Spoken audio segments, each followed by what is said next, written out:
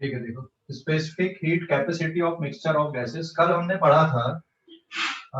CV equals to formula था FR/2, CP equals to CV plus R, gamma is equals to CP upon CV, and what is F here? It is degree of freedom. बराबर है। Monoatomic gas के लिए कितनी होती है degree of freedom? 3 है ना। मोनोएटॉमिक गैस के लिए 3 बराबर है। तो CV की वैल्यू कितनी आ जाएगी मोनोएटॉमिक गैस के लिए? CV मोनोएटॉमिक गैस के लिए CV हो जाएगा 3R/2। CP की वैल्यू क्या हो जाएगी? 3R/2 प्लस R, मतलब 5R/2। और गामा कितना हो जाएगा? 5/3। अब अगर हम डायटोमिक गैस लें या फिर लीनियर पॉलीएटॉमिक, डायटोमिक या फिर लीनियर पॉलीएटॉमिक गैस के लिए डिग्री ऑफ फ्रीडम कितनी होती है? नॉर्मल टेम्परेचर में या रिजिड रोटेटर के जैसे हम जब ले रहे हैं तो 5 होती है। तो CV आएगा आपका 5R/2, CP कितना रहेगा? 7R/2, एंड इट इज 7/5, मतलब 1.4। सिमिलरली फॉर पॉलीएटॉमिक, पॉलीएटॉमिक के लिए degree of freedom 6 + 2F। F क्या था वहां पे? 6 + 2F। F is number of vibrational mode. तो कल के क्लास में हमने ये सब डिस्कशन किया हुआ था, है ना। अभी मिक्सचर ऑफ गैसेस के लिए अगर हम देखें, सपोज मैं यहाँ पे दो गैस के मिक्सचर को लेता हूँ।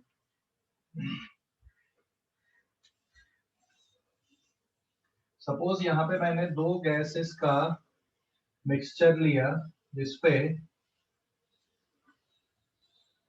हीलियम और सपोज यहाँ पे है 4 मोल oxygen and 6 mole helium gas.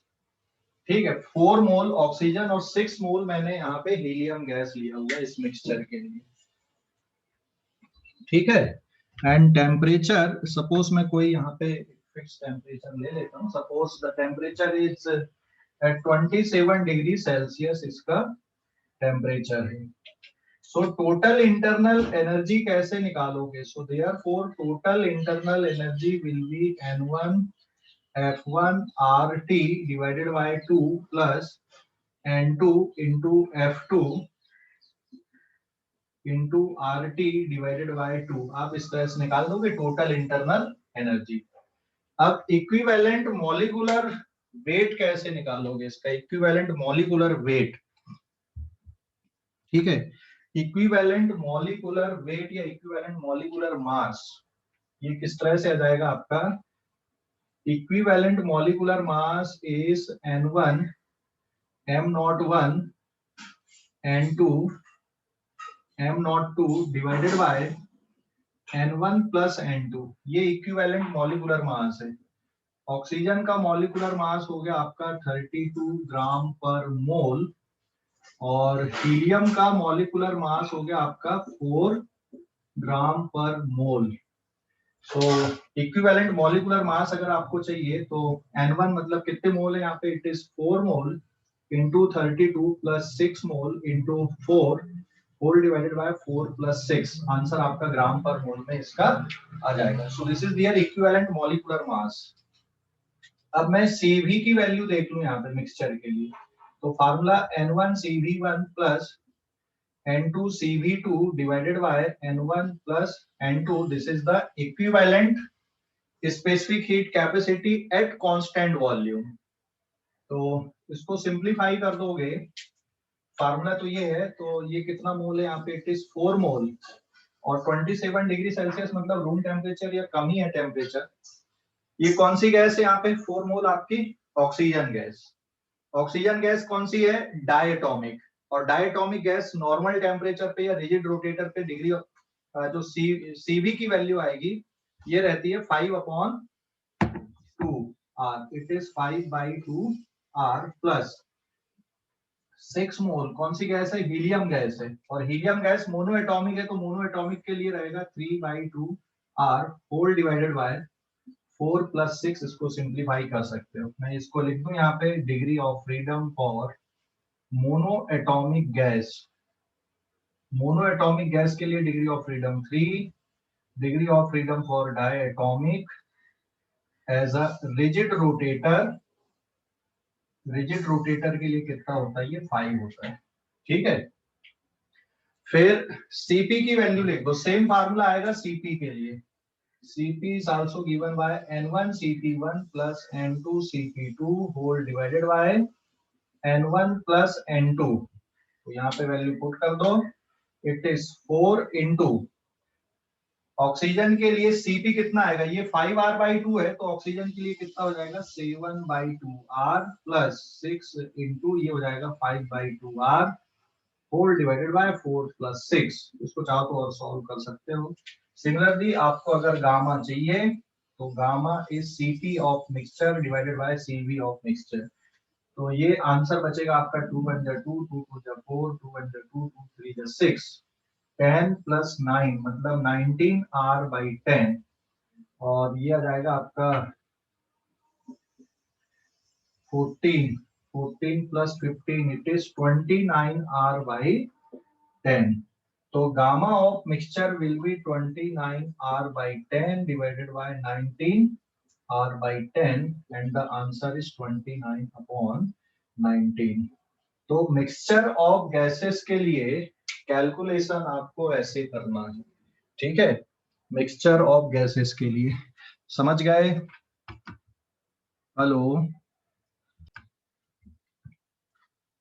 Page number 2।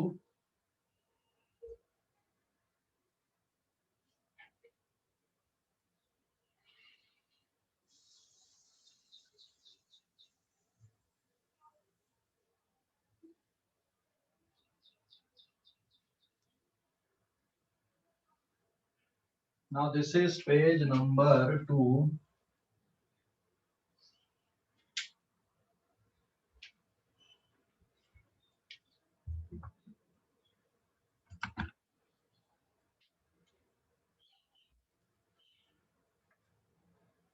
देखो पेज नंबर 2 पे ये आ जाएगा, इस पेज नंबर 2 पे एक क्वेश्चन ये ले रहा हूं मैं यहाँ पे, find amount of heat supply and change in internal energy.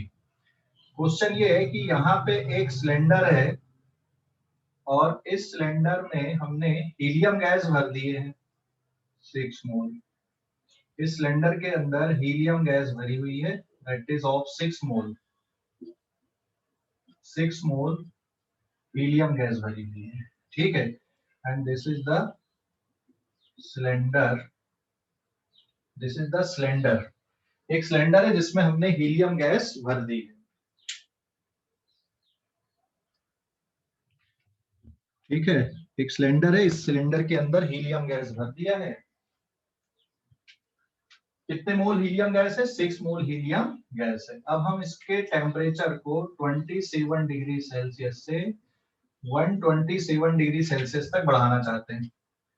Heat दे रहे भाई, तो कितनी हीट इस पे लगेगी, this is the cylinder of fixed volume. आप ऐसा समझ लो कि ये जो दो ढक्कन लगे हुए ना इसके सिलेंडर के, ये फिक्स है, मतलब यहाँ पे कोई पिस्टन वगैरह नहीं लगी हुई है, ये फिक्स है यहाँ पर से इतना। तो अभी आपको क्या कैलकुलेट करना है यहाँ पे, डेल्टा क्यू कितना है। तो इस गैस के टेम्परेचर को 27 डिग्री सेल्सियस से 127 डिग्री सेल्सियस तक अगर राइज करना है, कितना हीट की जरूरत पड़ेगी। क्वेश्चन समझ गए? Hello, yes sir. हाँ, तो कैसे निकालोगे, सॉल्यूशन कैसे करोगे इसका, कितनी हीट की जरूरत पड़ेगी, डेल्टा क्यू विल बी, कैसे निकालोगे?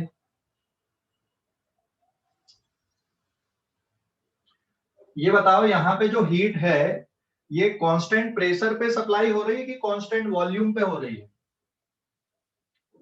Constant volume. हाँ, सर कांस्टेंट वॉल्यूम। हाँ, ये जो हीट सप्लाई हो रही है ये कांस्टेंट वॉल्यूम पे हो रही है, this is eight constant volume. क्यों भाई? क्योंकि यहाँ पे इसका ढक्कन पैक है ना, ढक्कन लगा हुआ है। जो वॉल्यूम है गैस का वो फिक्स्ड है यहाँ पे, इसलिए कांस्टेंट वॉल्यूम पे यहाँ पे हीट सप्लाई हो गई। तो इसका रीजन है since volume of gas is constant, volume of gas constant है, सो देयरफॉर डेल्टा क्यू भी फार्मूला क्या आएगा, N C V delta T, ये फार्मूला रहेगा भाई N C V delta T का। ठीक है, नंबर ऑफ मोल कितने यहाँ पे, number of mole is 6 mole. CV कितना है बताओ, सीवी कितना लोगे, कौन सी गैस है, हीलियम। हीलियम कौन सी गैस होती है, मोनो एटॉमिक, और मोनो एटॉमिक गैस के लिए सीवी कितना होता है, it is 3/2 R, 3R/2, 3R/2 या 3/2 R। और डेल्टा टी टेम्परेचर में डिफरेंस 127 -27, आप इसको केल्विन में लिखो या डिग्री में लिखो कोई फर्क नहीं पड़ेगा, क्योंकि चेंज इन टेम्परेचर आप ले रहे हो। तो जब चेंज इन टेम्परेचर आप लेते हो तो केल्विन में और डिग्री सेल्सियस में एक ही होता है। समझ गए, अरे समझ गए कि नहीं, चाहो तो आप इसको ऐसा लिख सकते हो, it is 400 kelvin minus 300 kelvin, so this comes out to be 6 mole into 3/2, R की वैल्यू होती 8.314 जूल पर मोल पर केल्विन, तो चेंज इन टेम्परेचर के लिए। तो ये कितना आ गया यहाँ पे, इट इज ऑफ 100 केल्विन। तो चेंज इन टेम्परेचर डिग्री में भी उतना ही होता है, केल्विन में भी उतना ही होता है। देख सकते हो केल्विन से केल्विन कैंसिल, मोल से ये मोल हो जाएगा कैंसिल आपका।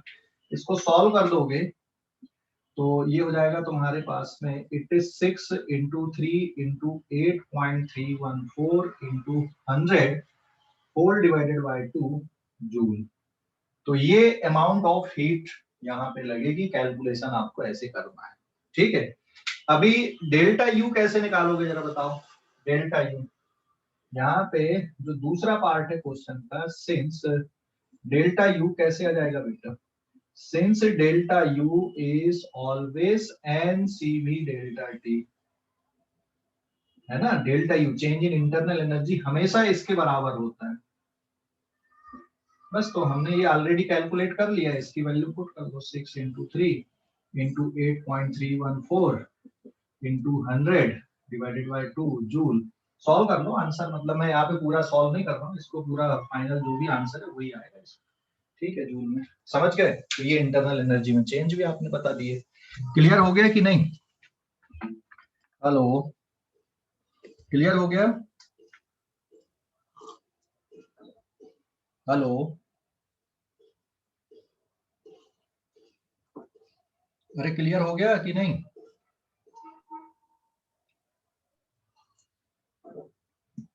कोई डाउट किसी को पूछा है।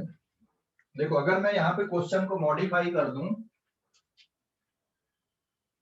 मॉडिफाई ये कर दिया मैंने, this is for page number 3, यहाँ पे फ्रीली मूवेबल पिस्टन लगा देते हैं।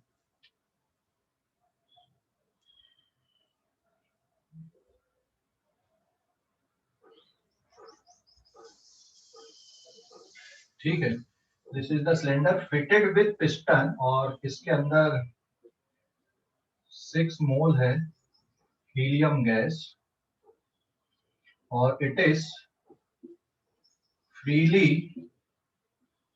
मूवेबल पिस्टन अकेला लिख देते हैं अपन। तो अब ये बताओ यहाँ पे हीट सप्लाई कैसी हो रही है, कहाँ पे चेंज करते हैं, है ना, कहाँ पे चेंज करते हैं,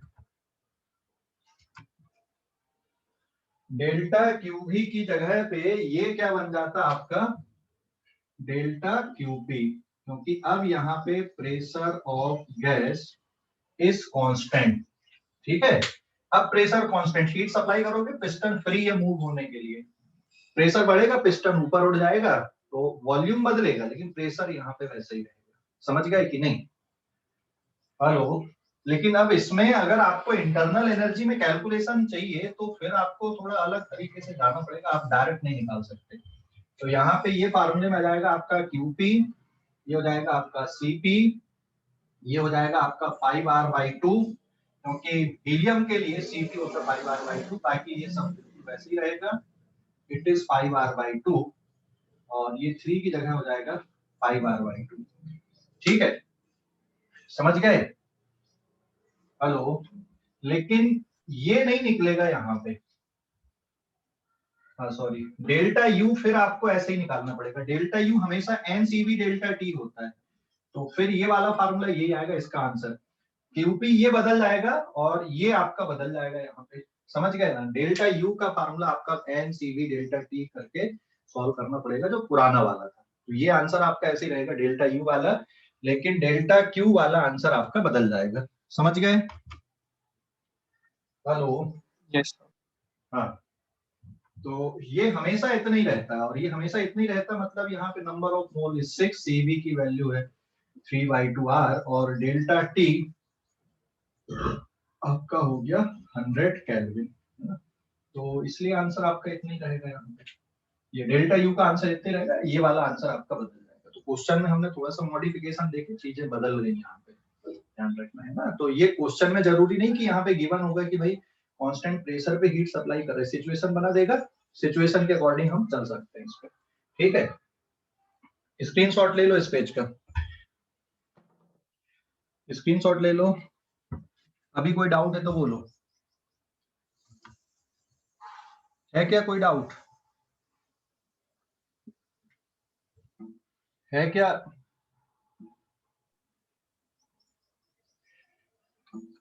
ठीक है, आगे बढ़ते हैं अपन, पेज नंबर 4 पे आते हैं।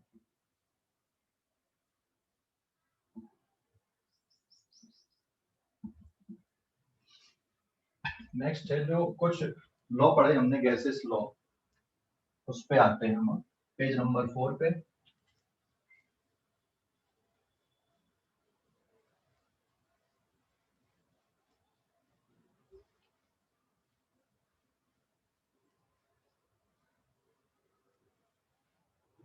Now this is page number 4,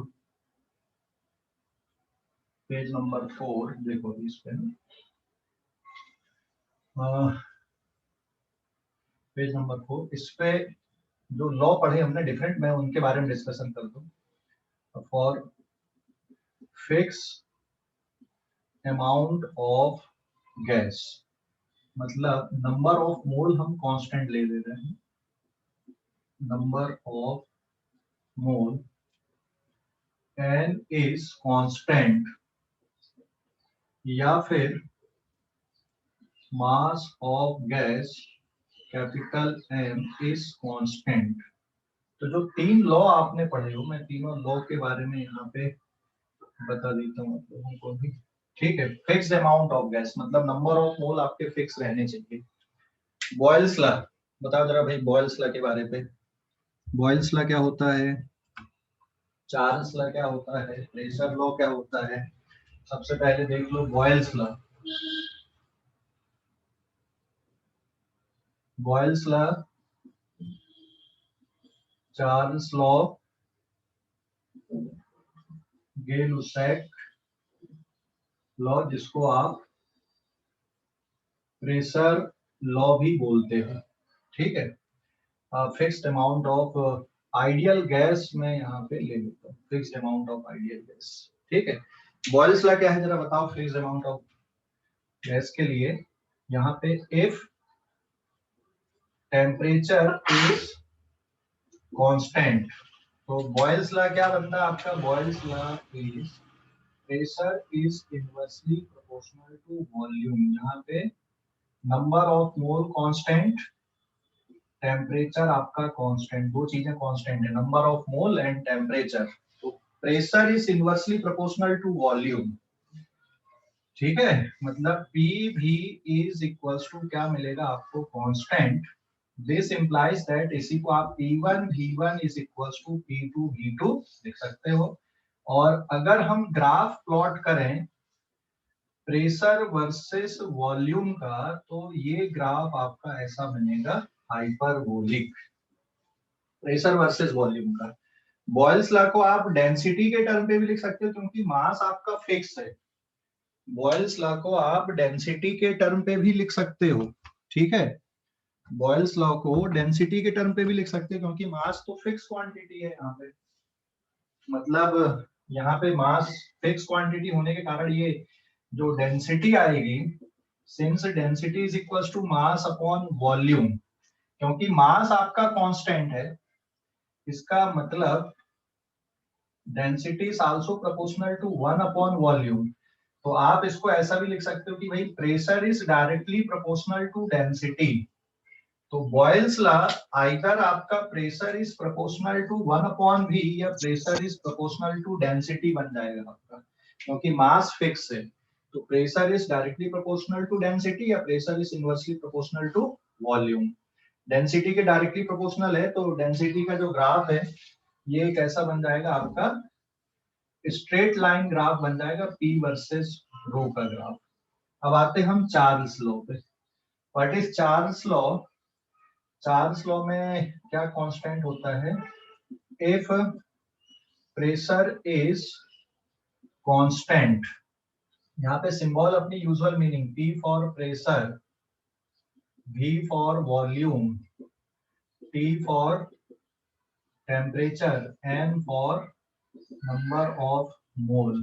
ठीक है, तो चार्ल्स लॉ में प्रेशर कांस्टेंट होना चाहिए, तो volume is proportional to absolute temperature. Temperature किसमें चाहिए, केल्विन में। तो यहाँ पे आपका प्रेशर कांस्टेंट है और नंबर ऑफ मोल भी कांस्टेंट है। तो इक्वेशन आएगी V1 upon T1 in kelvin is equals to V2 upon T2 in kelvin. Temperature kelvin में ही चाहिए, डिग्री सेल्सियस पे नहीं चाहिए, ध्यान रखना।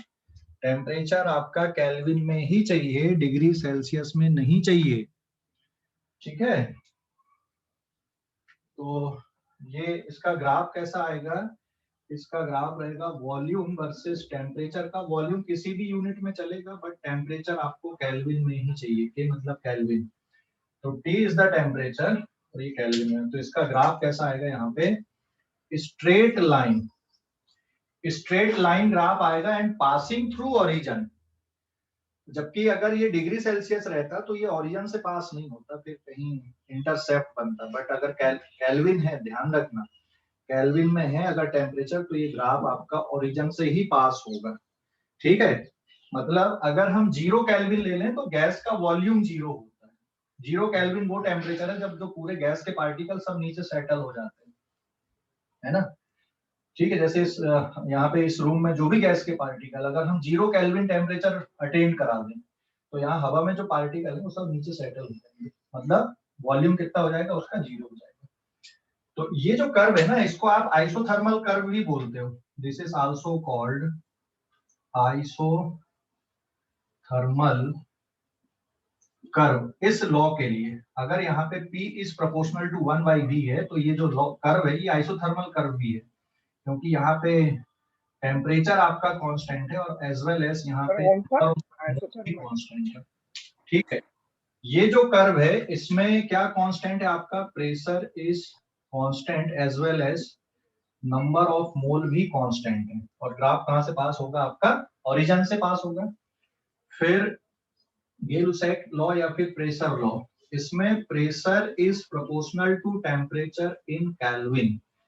ठीक है, ये भी केल्विन है, बात एक ही है यहाँ पे, लेकिन यहाँ पे गैस का वॉल्यूम कांस्टेंट होना चाहिए, नंबर ऑफ मोल तो पहले से कांस्टेंट है, पहले से लिख दिया मैंने।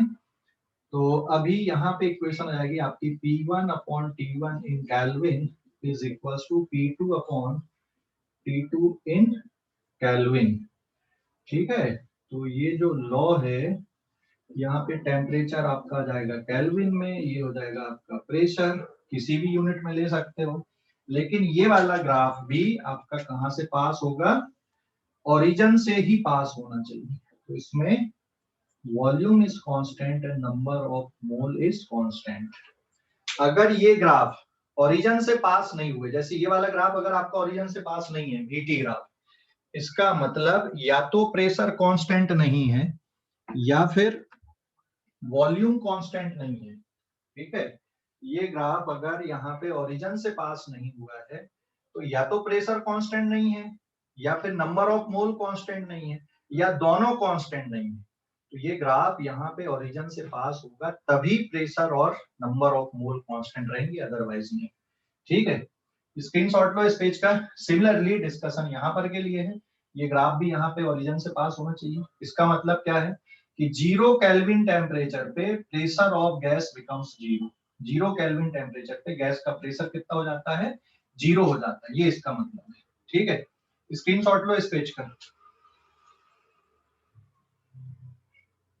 स्क्रीनशॉट ले लो।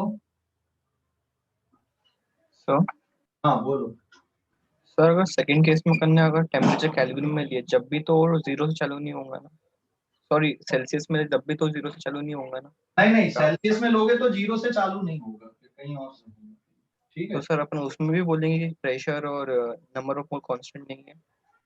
नहीं नहीं, उसमें नहीं बोल सकते ऐसा, ये केल्विन के लिए ही है। वहां पे अगर स्ट्रेट लाइन है तो फिर उसके लिए देखना पड़ता पूरा कि 0 केल्विन तक पहुंचने पे वो कहाँ पे पहुंच रहा है ना, उसकी जो इंटरसेप्ट है वो इधर पे टेम्परेचर एक्सिस पे 0 केल्विन पे कहाँ पे पहुंच रही है, उसको देखना पड़ता है ये। ठीक है, -273 पे पहुंच रही है कि नहीं, अगर उसके पहले खत्म हो रही है, उसके ऊपर जा रही है तो फिर कांस्टेंट नहीं आएगा। ठीक है, okay sir.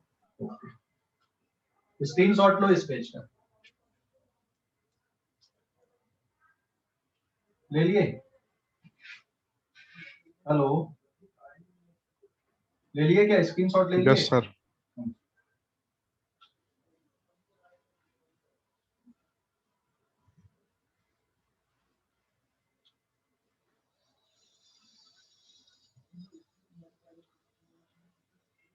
Now this is page number 5। जैसे इसने बोला कुणाल ने कि अगर ये हम डिग्री सेल्सियस पे लेते तो देख, V is proportional to temperature in Kelvin, है ना? तो मैं V की जगह पे क्या लिख सकता हूँ यहाँ पे, V इस जगह m इंटू टी, केल्विन पे ले लो, m इंटू टेम्परेचर को अगर डिग्री सेल्सियस पे लेना तो T-273.15 लिख दोगे, तो इट इज mt। अब ये डिग्री सेल्सियस हो गया, -m into 273.15 equals to v। तो अगर इसका ग्राफ आप बना रहे हैं, v की ग्राफ जिसमें टेम्परेचर आपने डिग्री सेल्सियस पे लिया है, ठीक है, हेलो, तो ये टेम्परेचर आपका हो गया डिग्री सेल्सियस पे, तो देख सकते हैं ये इंटरसेप्ट यहाँ पे, यहाँ कहीं से ऐसा कुछ बनेगा ये। ठीक है, समझ गया? हाँ, तो ये ऐसा आएगा। तब यहाँ पर आप ये बोल सकते हो कि यहाँ पर भी क्या कांस्टेंट, आपका pressure is constant and number of mole is constant. लेकिन अगर ये यहाँ से टच नहीं हुआ तो फिर कहीं और कहानी आ जाएगी, फिर तो आप ये नहीं बोल सकते कि प्रेशर कांस्टेंट या नंबर ऑफ मोल यहाँ पे कांस्टेंट है। ठीक है, समझ गया अभी कि नहीं? हाँ सर। अब जैसे इस पे देखो, इसी को समझने के लिए, जैसे यहाँ पे VT ग्राफ बना हुआ है, ये टेम्परेचर है केल्विन पे और ये वॉल्यूम है, और ये ग्राफ यहाँ कहीं से ऐसा गया है ना, मतलब इसमें इंटरसेप्ट है कुछ तो V0, बराबर है। हाँ सर। अब मैं इसमें एक एडिशनल इंफॉर्मेशन डाल दे रहा हूँ कि इसमें नंबर ऑफ मोल कांस्टेंट है। क्वेश्चन ले लिया मैंने, समझ लो, इसमें number of mole is constant, so what about the pressure, क्या प्रेशर यहाँ पे कांस्टेंट है, क्या प्रेशर यहाँ पे बढ़ रहा है, क्या प्रेशर यहाँ पे डिक्रीज हो रहा है, कि कैसा इसका बिहेवियर है, ये देखना पड़ेगा, ये डायरेक्ट नहीं पता चलेगा। तो अब इसके लिए आपको स्ट्रेट लाइन की इक्वेशन लिखना है। So this is x axis, this is y axis, and equation of straight line is y equals to mx plus c, बराबर है। तो मैं इसको लिख दूं, यहाँ पे जो स्लोप है इसकी m is equals to tan theta, slope is constant and suppose it is equals to a, तो y की जगह पे आ गया v, a इंटू x की जगह पे आ जाएगा आपका t, प्लस c की जगह पे आ गया आपका v0, बराबर है। हेलो, अरे स्ट्रेट लाइन की इक्वेशन है ना ये, y equals to mx plus c, मान लो ये जो स्लोप है यहाँ पे इसकी, ये कांस्टेंट है, किसके इक्वल है, a के इक्वल है, तो y की जगह पे आ गया आपका वॉल्यूम, स्लोप की जगह आ गया a कांस्टेंट वैल्यू, x की जगह पे आ गया आपका टेम्परेचर, और इंटरसेप्ट आ गया आपका v0। समझ गया? हाँ, तो अभी इस पे देखो आप, तो देयरफॉर आपके पास जो इक्वेशन आ रही वॉल्यूम वर्सेस इसकी, it is 80 plus v0। Sir. हाँ बोलो। सर मैं डबल री एंटर कर रहा हूँ। हाँ ठीक है ना बेटा। तो अब यहाँ पे since for ideal gas equation PV equals to NRT, ये कर्व आइडियल गैस के लिए ही है। हाँ, ये पीवी इक्वल्स टू एनआरटी से मैं वॉल्यूम को अगर रिप्लेस कर दूं यहाँ पे, तो volume is equals to NRT upon P. So therefore it is nRT upon P is equals to AT plus V naught. This implies that equation of pressure will be, it is nRT divided by AT plus V naught. आ गया कि नहीं? तो अभी देखो ये equation आ रही है यहाँ पे प्रेशर की। क्या प्रेशर कांस्टेंट दिख रहा है आपको कि नहीं दिख रहा? बताओ जरा, प्रेशर कांस्टेंट है या नहीं है? हेलो, प्रेशर कांस्टेंट है या नहीं? नहीं सर। नहीं है, है ना। प्रेशर यहाँ पे फंक्शन बन गया, प्रेशर फंक्शन बन गया आपका, टेम्परेचर का फंक्शन बन गया, जिसमें न्यूमरेटर और डिनोमिनेटर में दोनों में टेम्परेचर के टर्म आ रहे हैं। समझ गए कि नहीं? हेलो, तो अब इसमें प्रेशर बढ़ रहा है या कि कम हो रहा है, ये कैसे पता चलेगा? इसके लिए आपको इसको डिफरेंशिएट करते, मतलब अभी आप लोग 12th क्लास में ना ये पढ़ोगे मैथ्स में फंक्शन के बारे में, तो फिर बहुत आसान रहता है इस तरह के फंक्शन की इंक्रीजिंग है कि डिक्रीजिंग है, कि पहले इंक्रीज हो रहा है कि डिक्रीज हो रहा है। इसलिए मैं अभी इस पे उलझ नहीं रहा हूं यहाँ पे कि प्रेशर क्या हो रहा है, यहाँ पे बढ़ रहा है कि कम हो रहा है। कांस्टेंट तो नहीं है, ये तो पता चल गया। तो एक कंडीशन तक बढ़ेगा फिर डिक्रीज होगा, बट मैं अभी उस पर नहीं जा रहा हूँ यहाँ पे। ठीक है, समझ गए? तो ये जो फंक्शन आया एनआरटी, हम लोग हाँ 12th हो गए ना? क्या बेटा? 11th से 12th में प्रमोट हो गए ना? वो बाद में बातें करेंगे। अभी देखो 12th क्लास में मैथ्स में आप इस तरह के फंक्शन के बारे में पढ़ोगे ऐसे, है ना, जिसमें फंक्शन इंक्रीजिंग है कि डिक्रीजिंग है मैथ्स में। मैं अभी इसलिए यहाँ पे इसका डिस्कशन नहीं कर रहा हूँ, बस मुझे ये बताना था कि प्रेशर यहाँ पे कांस्टेंट नहीं है। ठीक है, प्रेशर इज नॉट कांस्टेंट, ये टर्म आ गया। लेकिन ये कांस्टेंट कब बन जाता है, ये मुझे बताओ, ये कांस्टेंट कब बनता है ये प्रेशर? अगर मैं यहाँ पे कंडीशन ले लूं, एक additional condition, if V naught is equal to 0। इसने लफड़ा किया भाई, V नॉट ने क्या लफड़ा किया? ये V नॉट ने यहाँ पे, अगर मैं ये V नॉट को 0 कर दूं, मतलब ये इक्वेशन यहाँ से पास होता ही वाला ग्राफ। तो V नॉट अगर 0 है तो फिर प्रेशर की वैल्यू क्या बन जाएगी तुम्हारे पास में? nRT अपॉन 80 आया ना, plus 0। So this implies that pressure will be nRT upon 80 और TT फिर से कट गए, तो it is nR upon A। Number of मोल कैसा है? कांस्टेंट। R की वैल्यू कैसी है? कांस्टेंट। A कैसा है यहाँ पे? ये भी कांस्टेंट है। स्लोप इज कांस्टेंट है। ठीक है, तो फिर ये वाली वैल्यू आपकी आ गई कांस्टेंट। तो ये प्रेशर यहाँ पर तभी कांस्टेंट रहेगा जब ये ग्राफ कहां से पास होगा? आपका ओरिजिन से पास होगा। अगर ये ग्राफ यहाँ पे ओरिजिन से पास नहीं हो रहा है तो फिर प्रेशर इसमें कांस्टेंट नहीं है। समझ गए? ये देखिए यहाँ पे किसने लफड़ा किया है, यहाँ पे ये V नॉट ने। अगर ये V नॉट यहाँ पे नहीं होता भाई, V नॉट यहाँ पे 0 होता, यहां से जाता ये ग्राफ, तो फिर प्रेशर कांस्टेंट। यहां से है, ओरिजिन से पास नहीं हो रहा है, कहीं और से पास हो रहा है, तो फिर प्रेशर कांस्टेंट नहीं है।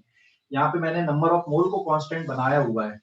और अगर मान लो आप इसको भी कांस्टेंट नहीं, जैसे प्रेशर को अगर मैं कांस्टेंट कर देता यहाँ पे, तो फिर ये वेरिएबल होता। और अगर हम ये ग्राफ ऐसा कुछ जा रहा है यहाँ पे, तो दोनों वेरिएबल हो सकते हैं, मतलब है ना, ऐसी पॉसिबिलिटी भी बन सकती है।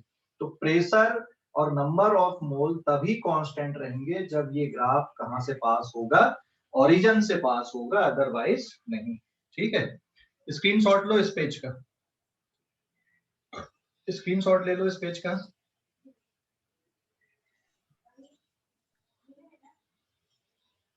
समझ गए? Yes sir. Yes sir.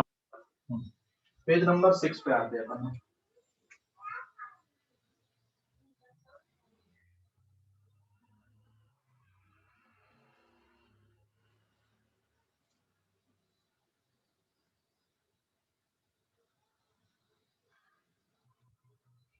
Now this is page number 6।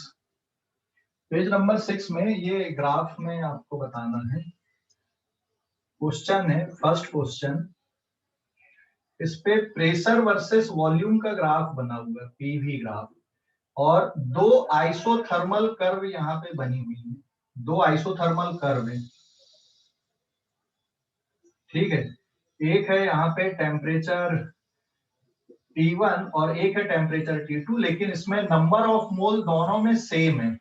So there are two isothermal curve, ये दो आइसोथर्मल कर्व हैं, टेम्परेचर सेम है, वो सॉरी अलग अलग हैं, बट नंबर ऑफ मोल यहाँ पे सेम है, सो टेम्परेचर आर डिफरेंट। तो इसमें कौन सा टेम्परेचर ज्यादा, ये 2 और ये 1, कौन सा टेम्परेचर ज्यादा, कैसे जज करोगे? जज करने के लिए हम क्या करते हैं, यहाँ पे मैं वॉल्यूम को ना कांस्टेंट कर देता हूँ और इनके करस्पॉन्डिंग प्रेशर को लिख देता हूँ। So it is P2 and it is P1, मतलब ये फर्स्ट कर्व है इसलिए ये वाला प्रेशर P1, ये सेकंड कर्व इसलिए P2। वॉल्यूम को मैंने क्या कर दिया, यहाँ पे कांस्टेंट कर दिया। अब देखो PV इक्वल्स टू nRT आप लगा दो, तो वॉल्यूम को आपने कांस्टेंट बना दिया, P into V not, N तो कांस्टेंट है ही, R इंटू T। अभी देखो N नंबर ऑफ मोल आपके कांस्टेंट है, तो ये वाला टर्म आपका कांस्टेंट हो गया। वॉल्यूम को भी आपने फिक्स कर दिया, इसलिए ये वाला टर्म भी आपका कांस्टेंट हो गया। इसका मतलब क्या आ गया कि pressure is proportional to temperature, सीधा सीधा pressure is proportional to temperature. तो इसमें आप देखोगे कि P2 is greater than, since P2 is greater than P1, ये वाला प्रेशर ज्यादा है इससे, इसका मतलब ये टेम्परेचर भी ज्यादा होगा, T2 is greater than T1। यहाँ पे हो गया, सीधा सीधा आपने इस तरह से जज कर लिए भाई कि ये दो आइसोथर्मल कर्व थी, किसका टेम्परेचर ज्यादा है उसको जज करने के लिए क्या यूज कर दी हमने, आइडियल गैस इक्वेशन यूज कर दी, ठीक है। अच्छा, इसमें आंख बंद करके नहीं कि भाई P2 is greater than P1 इसलिए T2 is greater than P1, अगर मैं इनके नाम चेंज कर देता, ये यहाँ पर इसको मैं ले लेता टेम्परेचर T2, नाम चेंज कर देता मैं, ठीक है। जैसे ये वाले को टेम्परेचर T2 ले लेता, इसको T1 ले लेता, तो कहाँ पे चेंज आता, देख P2 ज्यादा मतलब T1 ज्यादा आएगा, तो पलट जाती चीजें, ठीक है। तो ये ध्यान रखना है आपको ऐसा। सो this is for temperature T2 and this is for temperature T1, ये पूरी कर्व टेम्परेचर T1 की, ये पूरी कर्व टेम्परेचर T2 की है, ठीक है, ध्यान रखोगे। फिर अगले उस पे आते हैं हम, अगला क्वेश्चन है इसके लिए, जिसमें मैंने क्या लिया, यहाँ पे वॉल्यूम लिया और टेम्परेचर लिया केल्विन में। तो यहाँ पर भी ये दो कर्व ऐसे मिल रहा है आपको, this is for P2 and this is for P1। इसमें भी नंबर ऑफ मोल आपके फिक्स हैं, number of mole are fix. तो कौन सा प्रेशर ज्यादा है इसको भी जज करने के लिए हम क्या करते हैं, यहाँ पे वॉल्यूम को फिक्स कर देते हैं। ये देखो ऐसे, तो ये हो गया टेम्परेचर T1 और ये हो गया टेम्परेचर T2, यहाँ पे आ गया ये वॉल्यूम V नॉट। तो फिर से अगर हम देखें कि भाई कौन सा प्रेशर यहाँ पे ज्यादा है, इसके लिए भी आप देखोगे PV इक्वल्स टू nRT, तो P into V naught is equals to nRT। इस पे जो कांस्टेंट टर्म है आपके nR is constant, V naught को आपने कांस्टेंट बना दिया, तो सीधा सीधा आ गया आपके पास में कि भाई pressure is proportional to temperature. Since यहाँ पे देखो कौन सा टेम्परेचर ज्यादा है, T2 is greater than T1, ये टेम्परेचर ज्यादा है ना, और इसके करस्पॉन्डिंग प्रेशर यही है, तो यहाँ पे P2 इज ग्रेटर देन क्या बन जाएगा आपका, P1 बन जाएगा, ठीक है। बहुत आसान हो गया इस तरह से निकालना। सम टाइम ये PV ग्राफ आपका स्ट्रेट लाइन दे देता है ना। तो टेम्परेचर के बारे में क्या कहोगे, जो तीसरा है, अभी सेम मेथड से यहाँ पे मैंने PT ग्राफ बनाया है, ये वाला VT ग्राफ है, आप PT ग्राफ लेकर भी ये कैलकुलेशन कर सकते हैं कि भाई इसको आप क्या ले लो, यहाँ पे प्रेशर ले लो और इसको टेम्परेचर ले लो, और फिर सेम आर्ग्यूमेंट से आप ये डिस्कशन कर सकते हो, ठीक है। ऐसे यहाँ पे एक और ग्राफ मैं ले लूं, चलो प्रेशर और टेम्परेचर का ग्राफ ले लें, टेम्परेचर को ले लिया केल्विन में, इधर पे ले लिया मैंने प्रेशर। अब ये दो वॉल्यूम वाले ग्राफ है, it is for V1 it is for V2, number of मोल यहाँ पर भी सेम। कौन सा वॉल्यूम ज्यादा है, तो कौन सा वॉल्यूम ज्यादा है इसके लिए आप प्रेशर से इक्वेट कर दो, इसके करस्पॉन्डिंग टेम्परेचर T1, इसके करस्पॉन्डिंग टेम्परेचर T2, ये हो गया आपका प्रेशर P0।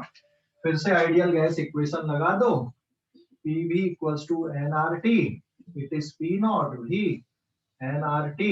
कांस्टेंट किसको बना दिया आपने, P नॉट को कांस्टेंट बना दिया, nR कांस्टेंट है, इसका मतलब volume is proportional to temperature. And since यहाँ पे देखोगे T2 is greater than T1, this implies that ये टेम्परेचर ज्यादा है तो ये वाला वॉल्यूम भी ज्यादा होगा, तो V1 is greater then V2 आ गया। ये इस तरह से आप सॉल्व कर दिए, तो बहुत आसान हो गया ये, समझ गए?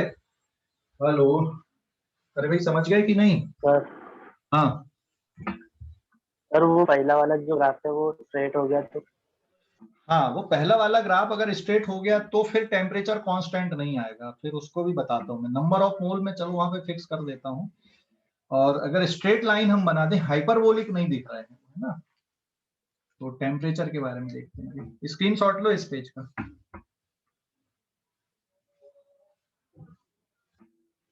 स्क्रीनशॉट ले लो इस पेज का।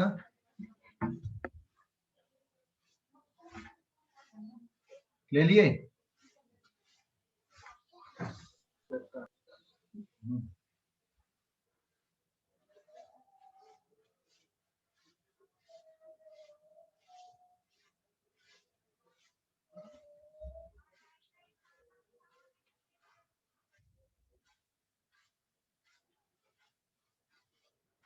This is page number 7। देखो अगर मान लो केस फोर्थ बन गया, इधर पे लिया मैंने वॉल्यूम और इधर पे लिया मैंने प्रेशर, और अगर ये ग्राफ ऐसा कुछ स्ट्रेट लाइन है ना, जैसे ये दो स्टेट है, यहाँ पे आप A से B तक जा रहे हैं, तो अब इसमें क्या कहानी है ना, इसमें नंबर ऑफ मोल को चलो मैं यहाँ पे क्या कर देता हूँ, number of mole is constant. Number of मोल यहाँ पे कांस्टेंट क्वांटिटी है, तो ये ग्राफ स्ट्रेट लाइन है बट इसकी स्लोप कैसी, यहाँ पे नेगेटिव स्लोप है ना। अब इंटरसेप्ट अपने को नहीं पता, तो ये इसको मैं प्रोड्यूस कर देता हूँ। यहाँ पर का इंटरसेप्ट मैंने मान लो P नॉट ले लिया, ये y एक्सिस हो गया, ये x एक्सिस हो गया, और इस ग्राफ की अगर हम स्लोप देखेंगे तो slope is equals to tan theta is equals to m is equals to a, slope is constant here, है ना। तो फिर से अगर हम स्ट्रेट लाइन की इक्वेशन लिख दें, y equals to mx plus c, y की जगह पे आपका जाएगा p, m की जगह पे आ जाएगा आपका a, right, slope is constant here, and x की जगह पे हो जाएगा v और c की जगह हो जाएगा p not. So you will get the equation P is equals to AV plus V naught, and since PV equals to nRT अगर अपन लगा दें, मैं इसमें प्रेशर को रिप्लेस कर देता हूँ, तो pressure will be nRT upon V, therefore it is nRT upon V is equals to AV plus V naught। So what about the temperature? Temperature का फंक्शन आ गया आपका AV plus V naught into V whole divided by NR। This implies that temperature will be given by AV square plus V naught into V divided by NR। तो देखो temperature का जो function आ गया इसमें A अपॉन NR एक constant term है, plus V square and it is V not upon NR into V। तो एक इंटरेस्टिंग रिजल्ट आ गया, A इज इक्वल टू, मैं इसको एक नया कांस्टेंट मान लूं, यहाँ पे इसको कांस्टेंट मान लूं मैं A, और इसको मान लेता हूँ यहाँ पे B। So it is A into V square plus B into V। ऐसी इक्वेशन आ रही है, पैराबोलिक इक्वेशन है, समझ गए कि नहीं? पैराबोलिक इक्वेशन है ना, हेलो, अरे भाई पैराबोलिक इक्वेशन है, हेलो, पैराबोलिक इक्वेशन है कि नहीं? हेलो, समझ गए? हाँ सर कौन सी? ये T equals to A V square plus B into V, parabolic equation बनती ना ऐसी। हेलो, अरे समझ गए? सर वहाँ पे इंटरसेप्ट पी नॉट होगा ना, अपने वी नॉट क्यों लिखे? अच्छा हाँ सॉरी, पी नॉट है इंटरसेप्ट, सॉरी सॉरी। तो इट इज यहाँ तो बराबर लिखा हूँ मैंने, हाँ यहाँ पे मैं पी नॉट, ठीक है, it is P not and it is P not. तो ये देख, ये इक्वेशन इस तरह की आ गई, लेकिन एक बात ध्यान देना, यहाँ पे स्लोप नेगेटिव है, तो मैं इसको ना नेगेटिव वैल्यू लेके चलता हूँ। यहाँ पे नेगेटिव है, A is some positive constant, but ये आंसर किसमें नेगेटिव में है ना, तो ये पॉजिटिव कांस्टेंट है, तो फिर आप इसको माइनस ए भी लेके करते हम,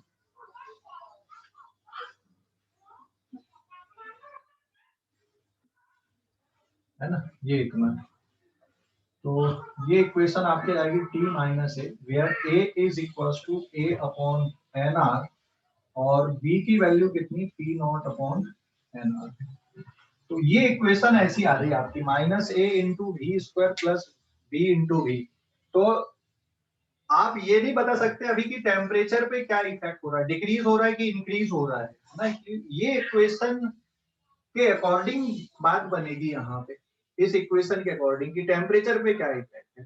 तो ये बिना इंटीग्रेशन के और डिफरेंशिएशन के आगे सॉल्व नहीं होगा। तो इसके लिए अभी आपको थोड़े फंक्शंस पढ़ने पड़ेंगे मैथमेटिक्स, मैं बता सकता हूँ, लेकिन वो अभी हमारे लिए टाइम वेस्टिंग है। जब आप मैथमेटिक्स में इस तरह के फंक्शन पढ़ लोगे तो फिर आपके लिए बाएं हाथ का काम रहेगा डिडक्ट करना, कि यहाँ से यहाँ पे जाने पे टेम्परेचर इंक्रीज हो रहा है कि डिक्रीज हो रहा है। तो उसके पहले आप थोड़ा फंक्शन पढ़ोगे, है ना, तो फिर टाइम बचेगा हमारा। पता चल रहा है, मैं एक दो लेक्चर अभी इसी के बारे में बता दूं, कोई increasing function and decreasing function.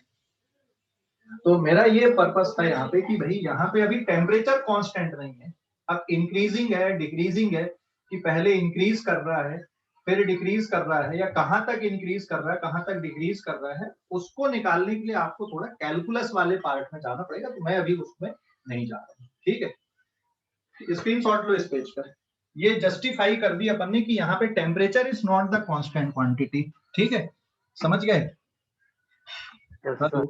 Okay, screenshot लो इस पेज पे,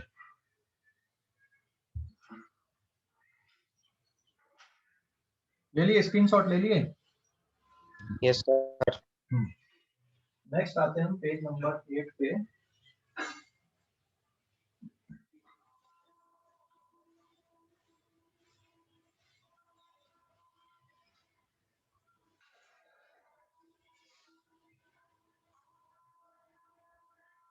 दिस इज पेज नंबर 8। थोड़ा सा एडियाबेटिक प्रोसेस के बारे में बता दूं मैं, एडियाबेटिक लॉ है ना, क्योंकि लॉ का डिस्कशन चल रहा है, आपने चार्ल्स लॉ बॉयल से ये सब पढ़े, एडियाबेटिक के बारे में भी हम थोड़ा सा डिस्कशन कर लेते हैं। So now adiabatic law, adiabatic law ये है कि मान लो यहाँ पे एक आपने सिलेंडर लिए, fitted with movable piston, it is movable piston यहाँ पे लगी हुई है, और इसके अंदर कोई गैस आपने भर दी है, ठीक है। तो जैसे नाम से समझ में आ रहा है एडियाबेटिक, तो एडियाबेटिक प्रोसेस में क्या होता है, एडियाबेटिक प्रोसेस में सिस्टम और सराउंडिंग के बीच में हीट का एक्सचेंज नहीं होता, सिस्टम और सराउंडिंग के बीच में हीट का एक्सचेंज नहीं है, मतलब ये सिस्टम हो गया और ये बाहर सराउंडिंग हो गई, तो इसके बीच में हीट का एक्सचेंज नहीं है, that is called adiabatic process. तो लॉ क्या है अब यहाँ पे, हाँ, लेकिन इसका मतलब ये नहीं कि यहाँ पे टेम्परेचर आपका, टेम्परेचर में चेंज यहाँ पे जीरो होगा, टेम्परेचर बदलेगा। तो एडियाबेटिक प्रोसेस में delta Q is zero but temperature is not constant, मतलब delta T is not equals to zero, delta T zero नहीं है, डेल्टा क्यू जीरो है, हीट का एक्सचेंज नहीं है सिस्टम और सराउंडिंग के बीच में। और ये जो एडियाबेटिक प्रोसेस होती है ये बहुत फास्ट प्रोसेस होती है, आप सडनली इसको नीचे दबा दो या सडनली आप ऊपर खींच लो, है ना। जैसे मान लो गर्मियों में आपने देखा होगा साइकिल का या गाड़ी का ट्यूब ब्लास्ट हो जाता है, फट जाता है ना, क्यों फट जाता है भाई, प्रेशर बढ़ने का। तो अचानक फटना मतलब ये कौन सी प्रोसेस है, एडियाबेटिक प्रोसेस है। या आप साइकिल में हवा भरते हो ना, तो फटाफट भरते हो, उसमें देखना पंप गर्म होता है, तो अगर आप जल्दी जल्दी वो प्रोसेस कर रहे हो तो दैट इज एडियाबेटिक प्रोसेस। तो एडियाबेटिक प्रोसेस कैसी होती है, fast process. So adiabatic is very fast process और सडन प्रोसेस, और सडन प्रोसेस, फास्ट प्रोसेस या सडन प्रोसेस, है ना, बहुत फास्ट प्रोसेस होती है, बहुत सडन प्रोसेस होती है एडियाबेटिक। ठीक है, समझ गया? जैसे किसी को आप ऐसी शॉकिंग न्यूज दे दो, हार्ट अटैक हो जाता है, तो वो सडनली होता है। सडनली मतलब वो एडियाबेटिक है, मतलब कि जो इमोशंस हैं उनको बाहर निकलने के लिए जगह नहीं मिलती, या फिर हीट को नई बाहर शॉकिंग न्यूज, क्या? नई शॉकिंग न्यूज तो अभी कोरोना है ना। नहीं, अभी नहीं है कोरोना। शॉकिंग न्यूज कहाँ है कोरोना? अभी तो ये साल भर से चल रहा है, अभी थोड़ी शॉकिंग है। शॉकिंग ऐसा बिल्कुल अचानक ऐसा हो जाए, जैसे शॉकिंग ऐसा होगा कि मैं बोलूं कि यार तेरी लॉटरी लगी 5 करोड़ की, तो थोड़ा शॉकिंग होगा, अरे कहाँ से लग गई। ठीक है, तो इमोशंस को बाहर निकलने के लिए जगह नहीं है। तो वैसे यहाँ पे हीट को बाहर निकलने के लिए टाइम नहीं मिलता। ये सडन प्रोसेस है या फिर फास्ट प्रोसेस है, हीट को बाहर निकलने के लिए टाइम नहीं मिलता। जबकि इसको धीरे धीरे धीरे धीरे धीरे करोगे तो फिर हीट आसानी से बाहर निकल सकती है। ठीक है, टेम्परेचर मेंटेन हो सकता है, तो फिर वो आइसोथर्मल हो जाती है। तो एडियाबेटिक प्रोसेस फास्ट प्रोसेस होती है, सडन प्रोसेस होती है। ठीक है, जैसे जन्मदिन में तुमने गुब्बारे फुलाए, फूट गए अचानक, तो वो भी कैसा है? ये भी एडियाबेटिक प्रोसेस है। तो सडन प्रोसेस या फास्ट प्रोसेस जिसमें सिस्टम और सराउंडिंग के बीच में हीट को एक्सचेंज करने के लिए टाइम नहीं मिलता है। तो जो लॉ है अब यहाँ पे एडियाबेटिक लॉ, तो एडियाबेटिक लॉ ना 3 तरह से लिखा जाता है। एक तो हो गया पी वी की power gamma is constant. P मतलब प्रेशर, वी मतलब वॉल्यूम, यहाँ पे सिंबल अपनी यूजुअल मीनिंग पे है। पी का मतलब यहाँ पे प्रेशर है, वी का मतलब यहाँ पे वॉल्यूम है, और टी का मतलब यहाँ पे टेम्परेचर है, absolute temperature, temperature in kelvin. ठीक है, तो इसके कारण ये जो लॉ है ये ऐसा लिखा जाएगा, P1 V1 की power gamma is equals to P2 V2 की पावर गामा। तो ये लॉ हो गया एक, ये प्रेशर और वॉल्यूम के टर्म पे हो गया। बॉयल्स लॉ में क्या आ रहा था? बॉयल्स लॉ में ये जो पावर गामा थी ये 1 था वहां पे, लेकिन इसमें ये पावर कैसी आ रही? गामा की फॉर्म पे आ रही। गामा क्या है यहाँ पे? Cp अपॉन Cv का रेशियो, Cp अपॉन Cv का रेशियो है ये गामा यहाँ पे। तो where gamma is ratio of Cp upon Cv। Cp molar specific heat at constant pressure, and Cv क्या है? Molar specific heat at constant volume. ठीक है, सर फिर यहाँ पे गामा क्या लिखा है? क्या बेटा? ये गामा मतलब पावर में आता है ना, ये लॉ है, ये एडियाबेटिक लॉ है। डिराइव कर सकते हैं बट मैं अभी डेरिवेशन नहीं बता रहा हूँ। जैसे बॉयल्स लॉ है, हम उसको डिराइव नहीं कर सकते, वो दिया हुआ भाई। एडियाबेटिक प्रोसेस से इस लॉ को डिराइव कर सकते हैं अपन, फर्स्ट लॉ ऑफ थर्मोडायनामिक्स की equation delta Q equals to delta U plus W से हम इसको डिराइव कर सकते हैं। ठीक है, बट मैं डेरिवेशन अभी नहीं बता रहा हूँ यहाँ पे, मैं अभी लॉ के बारे में बता रहा हूँ। And since ideal gas equation PV equals to nRT है, तो इसको और हम ऐसा लिख सकते हैं क्या? देख, ये तो एक तरीका हो गया लिखने का, एडियाबेटिक लॉ को लिखने का एक तरीका ये हो गया आपका। This is one of the method. क्या हम यहाँ पर से प्रेशर को एलिमिनेट कर दें तो फिर ये लॉ को टेम्परेचर और वॉल्यूम के टर्म पे लिख सकते हैं, और अगर वॉल्यूम को एलिमिनेट कर दे तो प्रेशर और टेम्परेचर के टर्म पे भी लिख सकते हैं। तो ये जो एडियाबेटिक लॉ है इसको ऐसा भी लिखा जा सकता है, देखो, PV की पावर गामा इज कांस्टेंट। मैं प्रेशर को एलिमिनेट कर दूं, देख प्रेशर को एलिमिनेट करेंगे मतलब प्रेशर की जगह पे आ जाएगा nRT upon V into V की power gamma is constant. This implies that यहाँ पे हो जाएगा T, और V की पावर यहाँ पे 1 है तो गामा माइनस 1, और constant divided by NR sorry, तो ये भी एक नया कांस्टेंट बन जाएगा। सो दिस इंप्लाइज दैट हमारे पास एक और लॉ आ गया यहाँ पे, T V की power gamma minus 1 is constant. ठीक है, ये भी एडियाबेटिक लॉ है, ये टेम्परेचर और वॉल्यूम के टर्म है, but remember temperature is always substituted in kelvin. फिर हम इसमें से अभी किसको एलिमिनेट किए थे? यहाँ पर से हमने प्रेशर को एलिमिनेट कर दिए थे, अभी वॉल्यूम को एलिमिनेट कर देते हैं। PV की पावर गामा इज कांस्टेंट, तो P को रहने देते हैं, वॉल्यूम को एलिमिनेट कर दूं मैं तो nRT अपॉन P पूरे की पावर गामा इज कांस्टेंट। ठीक है, ये एलिमिनेशन की हमने। Pressure is nRT by V और volume is nRT upon P, ऐसा एलिमिनेशन कर दिया। तो देखो यहाँ पे P1 एन आर की पावर गामा टी की पावर गामा अपॉन पी की पावर गामा इज कांस्टेंट। तो देख सकते हैं जो ये p की पावर 1 माइनस गामा और t की power gamma equals to constant बन जाएगा। क्यों बन जाएगा? क्योंकि एन आर तो कांस्टेंट है, डिवाइड कर दोगे नया कांस्टेंट बन जाएगा। ठीक है, तो ये इसको आप ऐसा भी लिख सकते हो। तो एडियाबेटिक लॉ को आप प्रेशर और वॉल्यूम के टर्म पे भी लिख सकते हो, टेम्परेचर और वॉल्यूम के टर्म पे भी लिख सकते हो, प्रेशर और टेम्परेचर के टर्म पे भी लिख सकते हो।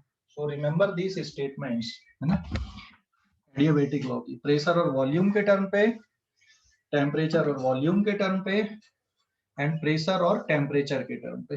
ठीक है, स्क्रीनशॉट लो इस पेज का। Okay sir. ओके, समझ गए? कोई डाउट अभी इस पे? सर वहाँ पे डेल्टा टी जीरो नहीं है तो फिर डेल्टा क्यू जीरो क्यों है?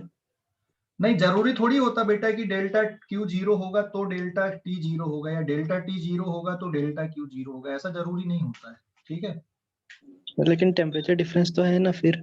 हाँ तो रहने देना टेम्परेचर डिफरेंस। टेम्परेचर डिफरेंस नहीं, यहाँ पे डेल्टा क्यू का मतलब ये नहीं है। डेल्टा क्यू का मतलब ये है कि सिस्टम और सराउंडिंग के बीच में हीट का एक्सचेंज नहीं है। अंदर तो हीट बन रही है वहां पे, ठीक है, लेकिन जो अंदर हीट बन रही है वो सराउंडिंग के साथ ट्रांसफर नहीं हो रही है, ये मतलब है। समझ गया ऋषभ? हाँ सर, मतलब वो डेल्टा टी सिस्टम का है ना। हाँ, सिस्टम के लिए, हम बाहर के लिए थोड़ी कर रहे हैं, हम सिस्टम के अंदर की बात कर रहे हैं यहाँ पे। मतलब सिस्टम और सराउंडिंग के बीच के टेम्परेचर डिफरेंस नहीं है वो डेल्टा टी, सिर्फ सिस्टम का है। हाँ, सिर्फ सिस्टम के अंदर का, सराउंडिंग के साथ में नहीं है। ठीक है, अच्छा। हाँ सर। मतलब देख, टेम्परेचर बढ़ाएंगे तो हीट बाहर से देंगे, खुद ब खुद थोड़ी होगी वहां पे, तो बाहर से कोई हीट का एक्सचेंज नहीं हो रहा है। जो वॉल्स हैं वो एडियाबेटिक वॉल्स भी आप बोल सकते हो ऐसा इसमें। ठीक है, जो बाहर की दीवार है वो एडियाबेटिक वॉल भी बोल सकते हो आप। क्लियर हो गया अभी कि नहीं? Yes sir. हाँ, जैसे थर्मस में तू पानी भर ले थोड़ा सा और उसको पूरा बॉटल ढक्कन ढक्कन सब लगा दे थर्मस का, और फिर वो पानी को सेक करो। ठीक है, तो ये प्रोसेस भी कौन सी हो गई आपकी? एडियाबेटिक हो गई। अंदर की जो हीट है वो बाहर ट्रांसफर नहीं होगी, अंदर ही अंदर रहेगी। ठीक है सर अगर बाहर के अंदर नहीं जाएंगे, अंदर के बाहर नहीं जाएंगे तो सिस्टम का टेम्परेचर चेंज कैसे होगा फिर? कौन सी प्रोसेस मतलब? टेम्परेचर चेंज, तुम वर्क कर रहे हो, जैसे वर्क करने के कारण टेम्परेचर चेंज होता है यहाँ पे। जैसे थर्मस के अंदर पानी भर दे तू कम टेम्परेचर पे, कर सकते हो एक्सपेरिमेंट, बहुत आसान है। जैसे 20 डिग्री मेजर करके थोड़ा आधा पानी भर दे और ढक्कन ढक्कन लगा दे और उसको 5 मिनट तक उसको सेक करो बॉटल को, फिर टेम्परेचर मेजर करो, जरा अलग आएगा। क्यों अलग आएगा? क्योंकि आप उसको सेक कर रहे हो, मतलब वर्क कर रहे हो। भले हीट का एक्सचेंज नहीं हो रहा सराउंडिंग के साथ में, लेकिन वर्क तो हो रहा है ना सिस्टम के अंदर। समझ गए? जैसे यहाँ पर भी ये इसका टेम्परेचर वैसे ही चेंज नहीं होगा, उसको छोड़ दोगे तो कुछ नहीं होगा, लेकिन पिस्टन को क्या करोगे आप? ऊपर नीचे करोगे तो चेंज होगा टेम्परेचर। ये जो पिस्टन लगी हुई है यहाँ पे, इस पिस्टन को अगर आप क्या कर रहे हो, नीचे दबा रहे हो, या फिर आप क्या कर रहे हो, इस पिस्टन को ऊपर पुल कर रहे हो, ठीक है, तभी होगा, नहीं तो नहीं होगा। ऐसे छोड़ने पे अकेले पे नहीं होगा, इसको नीचे करोगे ऊपर खींचोगे तो होगा, नहीं तो नहीं होगा। समझ गया अभी? हाँ सर। हाँ, ओके, स्क्रीनशॉट ले लो इस पेज का, स्क्रीनशॉट ले लो। सेकंड वाला सर ले लिए। क्या बेटा? सेकंड वाला रिपीट करना। कौन सा वाला? सेकंड। ये यस। देख, P ये कांस्टेंट है, ये इसको ध्यान रख, इसी से हमने इनको डिराइव किया। तो P V की पावर गामा इज कांस्टेंट, तो प्रेशर की जगह पे आप वैल्यू पुट कर लेना। प्रेशर की जगह पे क्या रख सकता है? प्रेशर की जगह पे nRT अपॉन V रख दिया इनटू V की पावर गामा, तो ये V ऊपर जाएगा तो गामा -1 हो जाएगा, और TS सच है, और ये कांस्टेंट में आप nR से डिवाइड कर दें तो नया कांस्टेंट बन जाएगा। क्या फर्क पड़ता है? इसलिए जो लॉ है T इंटू V की पावर गामा -1 इज कांस्टेंट। अभी समझा? सर तो वो फॉर्मूला जो मेन फॉर्मूला तो उसमें कांस्टेंट जो रहेगा वो नया वाला कांस्टेंट रहेगा ना? हाँ, यहाँ पे नया कांस्टेंट बन जाएगा, तो कांस्टेंट डैश। कांस्टेंट डैश बन जाएगा। भाई कांस्टेंट ही है तो कोई फर्क नहीं पड़ रहा है यहाँ पे हमें। ठीक है, ठीक है सर। ओके, स्क्रीनशॉट लो अभी इस पेज।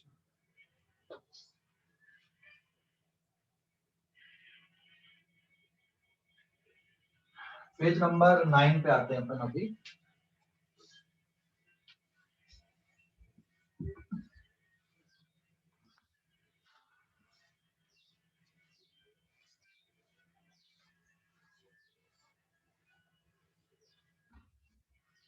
देखो आइसोथर्मल और एडियाबेटिक में जो ग्राफ्स बनते हैं इनके, आइसोथर्मल एंड एडियाबेटिक के, पेज नंबर 9,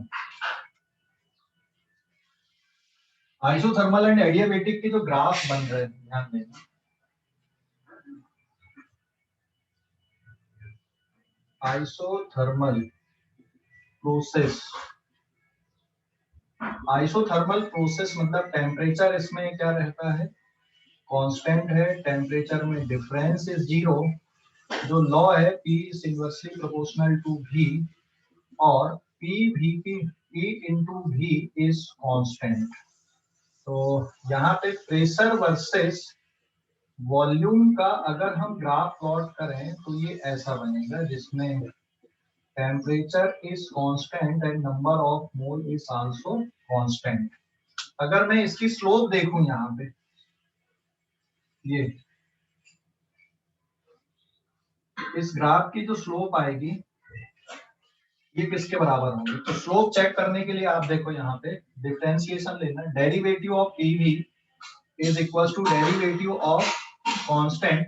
किसके रिस्पेक्ट में डिफरेंशिएट कर रहे हैं वो मैंने नहीं लिया यहाँ पे, मतलब किसी भी उसके रिस्पेक्ट में डिफरेंशिएट कर लो दोनों तरफ।